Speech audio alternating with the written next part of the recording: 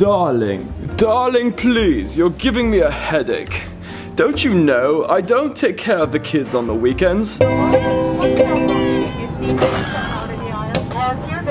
need to go to the bathroom. Just have the chauffeur take them to polo practice. And I Go. need to go in the overhead compartment. You're a smaller one. Oh, wait, I underneath forgot the something. seat in front of you. Would you give me a moment? What? Can I Keeping pass? all exits. I'll have 2 sparkling waters, please. Okay. Today's video is about the experience differences between flying business and flying economy.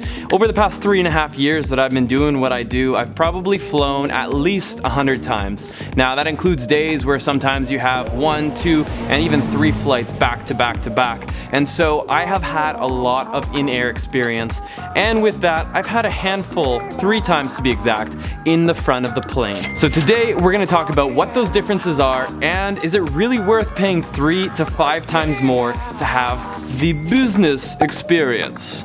Let's find out by starting it off with the business class. And today's video is sponsored by Squarespace, so stick around till the end of the video so I can show you how you can get started with your brand new website. Perk number 1 is actually before the flight. You get an airport lounge. If you're with a nice airline, they'll typically have their own lounges, and here I've just arrived at the Maple Leaf Lounge. I'm meeting with Kathy here. I haven't seen her in like 10 days, maybe 2 weeks. And it's chow time. You can get some amazing food before taking off. You can get drinks, and it's all included in your extremely expensive flight costs. If you're feeling a little bit stressed before the flight, no problem, because they've got beers on tap, again, completely included with the price. Now I know I'm about to board a flight with a bunch of amazing food ahead of us, but they had this serving and I was like, It is garlic shrimp spaghetti or something? I need that. It's delicioso. I want it. Forever alone. Priority boarding. We came pretty close to missing our flight then. I'm so used to walking right past these seats, but today I get to sit in one. Now I also have a good story. One time I was walking through business class and I saw Tony Hawk. Alright guys, welcome to the space seat. So basically, it feels like you're in like this little nestled in like space rocket capsule where you have like the full leg length. You can just stretch on out like this. More goodies for me. This is like when I used to work at the accounting firm. This is what I used to have. You used to live in those little boxes. Yeah. I like this chair because actually when you touch the screen you have little massages. It vibrates. Yeah, it vibrates. Yeah. Serious? Yeah, I swear, you can see it. Yo, there's a massage setting on the chair. I thought she made that up. I've flown business before, but only a couple times, and neither of them had massage seats. Very delicious. This orange juice has been freshly squeezed from the greatest oranges in all of North America. And served in a crystal glass. Delicious. So when you first check into an economy flight, you just get in your seat and basically they tell you to buckle up your seat and get ready for takeoff. But when you're in the business side, you're actually given a menu and you order right off the bat what you want to have for dinner and for breakfast, or whatever meals you'll experience during your flight. And it's not just like, hey, do you want like the vegan option or the meat option? It's like, you've got a 5-star kind of menu here. Mushroom ravioli with tomato basil and arrabbiata sauce. It's so fancy, I can't pronounce anything.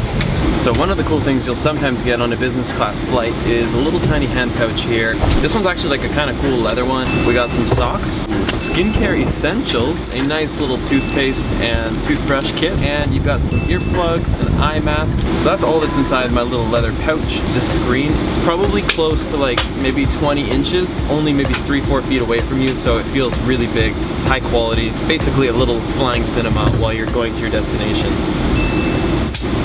So I just saw Kathy pull out a remote, and like the whole time I'm like leaning forward to use the touch screen, but apparently, didn't realize this. You can open this up. You plug in your headphones, USB here, you got a charger for power. You can pop this out, and now we can control the TV. Food has arrived, and they actually have an assortment of different breads. They're like, do you want whole wheat? Do you want garlic bread? I chose the garlic bread. And with that, you can order anything from mixed drinks. So I got a gin tonic and some Sauvignon, because when you fly in business, why not? And this is the current setup. I'm watching a movie here. I'm like halfway in between the recline and the upright, and it's just amazing. I'm so comfortable. I'm actually so upset that this flight is only 6 hours to go from Montreal to Paris, but it will be the best 6 hours of flying I've ever done.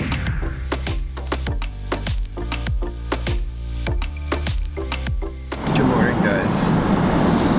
I didn't sleep enough, but it's time to wake up to eat more food.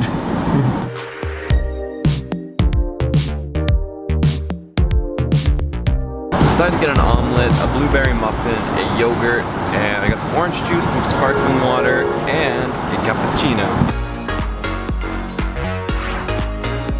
Welcome to the city of love. So one of the good things about flying business is that you get your luggage first. They have like a little priority ticket label. The priority bag drop-off is only as good as your last piece of luggage making it in the priority order, and right now we're still waiting on one piece of luggage. Kathy's hasn't showed up, so fingers are crossed. Things aren't looking too good. And finally, the most amazing benefit of flying business is that they lose your luggage. Yay! For anyone that's ever flown economy before, you're probably starting to notice that there's a fair bit of benefits that come with flying business. From the moment you check in, you're just treated better. There's more attention given to you. You have the airline lounge that allows you to eat amazing food, drink amazing wine, and it's bottomless. Secondly, you typically have a shower there where you can freshen up, whether you're getting ready for a long leg or whether you're on a layover getting ready for your next flight. These things all make the journey that much more enjoyable. Now, once you embark on the plane, that is when the business experience really begins. The service is typically so much better. Again, you're constantly being offered amazing refreshments and food, and on some flights you get this amazing cubicle spaceship style seat, but sometimes your seat will look a little bit more like this. Now, these seats are not quite as nice, but they're still ultra luxurious. They lay flat, they have tons of leg room, they typically have a big monitor for watching your movies with noise cancelling headphones, and so many other little things that really make it a business experience. The reason we flew business on today's flight wasn't because we wanted to shell out a bunch of money, it was actually because we were fortunate enough to have one of Kathy's clients fly us that way. And so I'm going to talk a little bit about how you can actually afford to take a business seat without spending quite so much money. There's one really awesome strategy that I've actually used for myself to fly business on a budget. We'll talk about that afterwards. It's time for us to kiss our luxury seat goodbye and head to the back of the plane. Please, don't make me sit back here.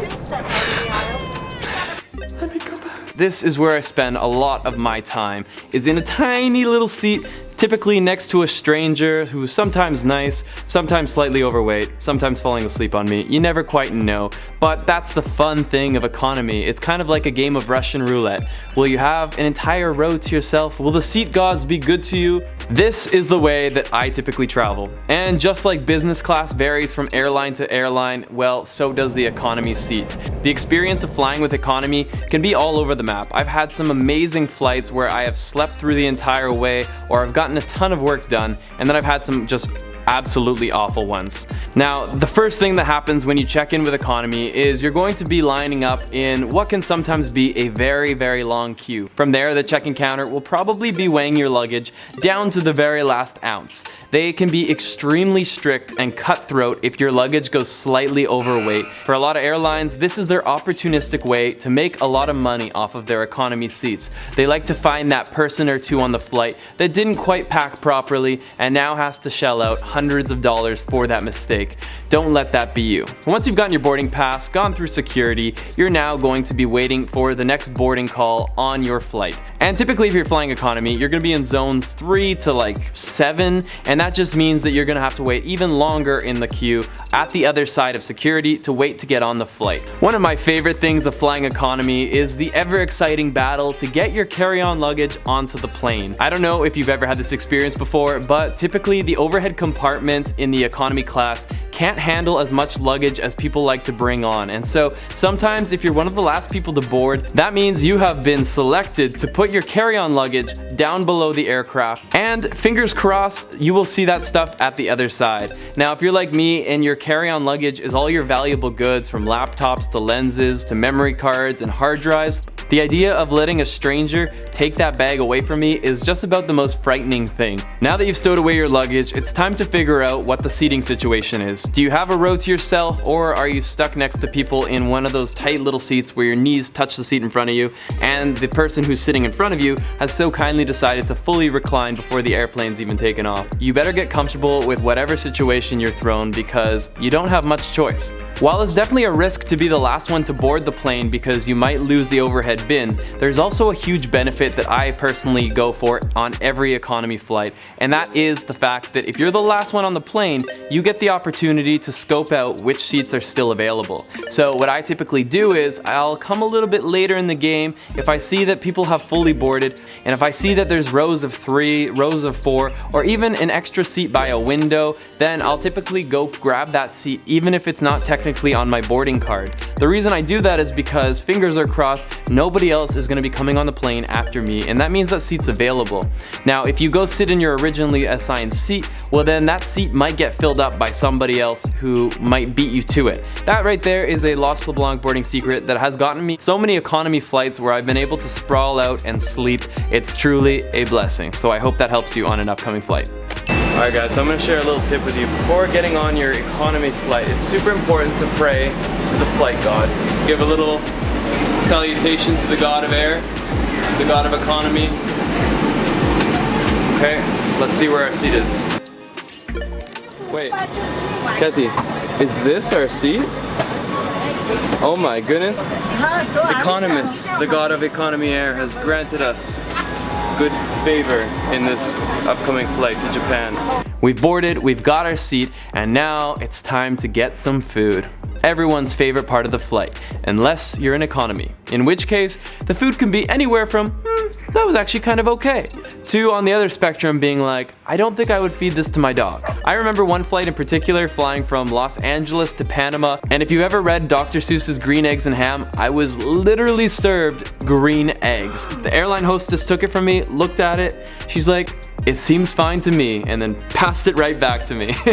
That is the joy of economy. One of the things that I've started to do now that I fly so much is I actually like to eat a good meal before boarding the flight. I want to have the ability to just straight up say, no, I'm okay, I'm not going to eat this food. I've had flights with airlines like Xiamen Airlines, and you know, yes, they allow me to save a couple $100, $300, and with that saving, I typically use about $15 of it to buy some food in the airport. But on the other hand, we've also had some airlines like the one we just boarded yesterday, which was Qantas airline, and in their economy we were really surprised. I actually had a pretty nice salad with some salmon on it. They brought us out some frozen yogurt. It's not to say that all economy flights serve bad food, but it's definitely a bit of a rule of thumb. I would say about 85% of airlines when flying internationally will also give you a little tiny screen on the seat right in front of you, which allows you to watch the exact same movies that you'd be watching whether you're in business. With that being said, I would say most airlines will give you headphones, but they typically sound like you're listening to the inside of an aluminum tin can, and they do not cancel any noise, so it's actually really hard to watch your show, and it will not do anything to stop the crying baby. If you're somebody that's going to be flying a lot, I want to show you what will be a very sound investment. These right here. Sound canceling headphones, whether they're the ones that go over your ear or whether they go inside your ear, they are such a game changer. If you're sitting next to a crying baby, if you're trying to watch the movie without hearing the it will make your flight so much more enjoyable. It will give you a shot at having some peace during your flight. If you save $200 by going for the cheapest airline, invest that money in some noise canceling headphones and they will reward you for the next 100 flights to come. It is my #1 travel tool. Now that you've gotten your food, this is one of my least favorite things about economy. As somebody that probably has to pee more than the average person, I don't know why, God just made me that way. I hate when I'm seated in the middle and there's a meal on each of the tray tables and I am stuck there until the airline hostess decides to come and pick up all of the food across all the aisles. I don't know why it takes them so long, but it seems like it takes about an hour until they come collect those trays. After drinking my coffee, drinking some sparkling water, drinking some regular water, and then another water at that, I am dying to pee, and I don't want to be that guy that's like, hey, can you like move your food tray while I move my food tray and then try to like climb over your lap? It's just a total disaster. That's one of my least favorite things about flying economy. I don't know if you're the same. Comment down below if you are. Let's form a little support group and be there for each other in our economy flights. My second least favorite thing, after going through my first movie and potentially eating whatever has been served to me, once the trays have been taken away, it's time for me to do a little bit of work. And this is one of my biggest scares about flying economy is, am I going to have a plug beneath my seat? And I would say that when you're flying across Asia, odds are pretty good you will not in economy have any plug, so that means you're limited to your battery life on your laptop. If you're flying anywhere in Oceania or in North America, I'd say the odds are about 50% that you have a plug. But again, it all depends on whether you're on their newer planes or their older planes. And as somebody that got to fly business a couple of times, that was one of my favorite things, was just knowing that no matter what, I was going to be able to use that period of time to get some serious work done. Now, I don't want to sound like economy is all bad, because let's be honest here, we're getting across the world in the matter of a few movies, a quick pee break, and a very mediocre meal. And this all used to cost people thousands of dollars. Now we can cross the globe for under $1,000 round trip. It's absolutely wild how affordably we can travel today. And as I mentioned, sometimes economy can be absolutely amazing. Those days where the plane is half empty and you're able to claim a row to yourself, I have had some unbelievably amazing sleeps, and you just feel so grateful because you got a somewhat business style experience, but you paid an economy price. If you're seated next to somebody that you know and you feel comfortable with, it's always a much more enjoyable experience because now you have 2 to sometimes 3 seats to get very creative with your sleeping positions. Today I have prepared for you the Los LeBlanc Economy Sleeping Guide, so let's hop into it.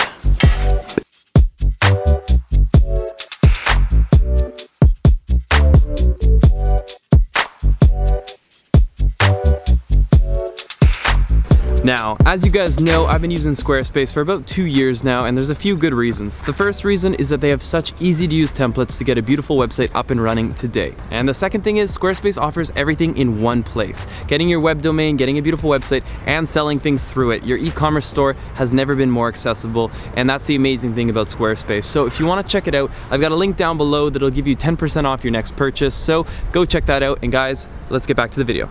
Business, economy. Which one do I recommend and which one am I going to be using? Well, that's pretty easy for me. I'm going to be sticking to economy. Yes, it's not always the most enjoyable experience, but it allows me to get around the world and not give up most of my earnings just to do so. It is the way that I'm able to travel the way I do today and not go broke. And to be honest, I don't see myself switching to the front of the plane anytime too soon. But there is one way that I'll be flying business from time to time, and that's called seat bidding. What is seat bidding, Christian? Let me explain to you what it is. Basically, it's this. After you've purchased your economy seat, typically several days before your flight, you'll get an email or two from your airline. If you actually go into that email, you'll see 2 styles of upgrades. Either they list out the full price that it costs to upgrade, and here's an example. Flying in economy with Qatar Airways, I was going from Miami to Bali, I believe it was, and that flight was about $800 US. Qatar Airways emailed me with an offer to upgrade my seat for $900 for the Miami to Qatar flight, and then another $800 for the Qatar to Bali flight. It gave me the opportunity to upgrade at least half of my flight, and I had just come off of a campaign, and so I decided that I wanted to cut up my ridiculously long travel day with a slight relief to it. I upgraded on my Miami to Qatar 15-hour flight for $800. It was expensive, but I was exhausted and felt that that was a time where business would really benefit me. Now, the second style is more of the bidding style, and this is where you could again spend $1,000 on an economy flight, and in the bidding section, maybe you tell Air Canada or Qantas that you're willing to spend another $500 to be upgraded to business. Now, typically that $500 won't meet the threshold. Somebody's gonna outbid you, or they might outright decide not to take any of those bids. But you never know. You should bid what you're willing to pay to be upgraded, and you might find yourself surprised when they let you know that they've accepted that bid. The one thing I will say with the upgrade is that when I did it with Qatar Airways, that did not give me access to the airline lounge. lounge. All it did was allow me to go in the business class seat, and it didn't give me the business style baggage allowance. So I was still only allowed one bag, and I was basically caught wearing multiple layers into a business style seat. It was a quick way to show that I did not belong in the front of the plane, but that's just a little disclaimer that you should know. So here we are. I'm gonna continue to fly economy while looking to the front of the plane, envying every single one of those seats, thinking to myself, maybe one day we will become a front plane passenger. So guys, that right there is my comparison of economy versus business. I would love to hear from you guys in the comments if I forgot any pros or cons of business or economy. And guys, I make a new video every single Saturday, so don't forget to hit that subscribe button, hit the like button if you enjoyed it, and I love you guys. Let's get lost again in the next one.